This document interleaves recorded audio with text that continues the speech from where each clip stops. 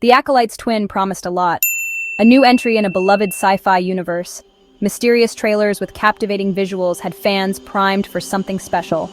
Online forums buzzed with theories, and everyone had a prediction about the show's direction. Speculation ran rampant about shocking twists. Anticipation reached a fever pitch. This was going to be big, or so we thought. The initial reviews landed with a thud. Critics, while praising the production values, were largely underwhelmed. The story felt predictable, lacking the spark of its predecessors. The dialogue, often a high point in this universe, fell flat. Where was the magic, the wonder, the awe? Audience reactions mirrored the critical consensus. Social media, once a chorus of excited anticipation, became a breeding ground for disappointment. Theories were debunked as quickly as they arose.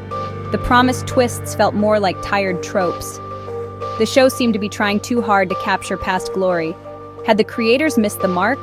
Was this just a case of overhype? The general sentiment leaned towards the negative. This wasn't the groundbreaking television event many had hoped for. The Acolyte's twin isn't the first show to stumble out of the gate. History is littered with examples of promising series that faltered early on. Remember the initial reaction to Lost? Or the early days of Battlestar Galactica? Both shows faced criticism for confusing narratives and slow pacing, yet they persevered, found their footing, and became cultural touchstones. Could the Acolyte's twin follow a similar trajectory? There's a glimmer of hope. Both Lost and Battlestar Galactica had dedicated creative teams willing to listen to feedback. They made course corrections, tightened up their narratives, and ultimately delivered satisfying conclusions. The question is, will the creators of the Acolyte's twin be as receptive? Will they be able to salvage the series from its shaky start? Only time will tell. Section 4.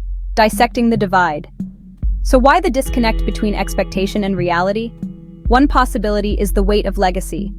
The Acolyte's twin entered a universe already rich with lore and beloved characters. Living up to those expectations is a monumental task. Perhaps the showrunners played it too safe, relying on familiar tropes instead of forging a new path. Or maybe the marketing overpromised, setting the bar impossibly high.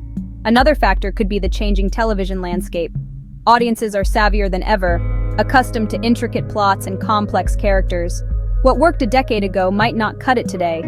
The Acolyte's twin might simply be a victim of its own ambition, attempting a scale and scope that it couldn't quite deliver on. Whatever the reason, the show needs to adapt quickly to survive. Section 5. The verdict's still out. It's too early to write off the Acolyte's twin entirely. The season is still young, with plenty of time to course correct. The creators have a chance to learn from the initial missteps, to listen to the feedback, and to deliver on the promise of the show's premise. There's still potential for a compelling narrative to emerge, for the characters to find their footing, for the world-building to captivate. Whether the show can win back its skeptical audience remains to be seen. The next few episodes will be crucial. They need to be bolder, sharper, and more engaging.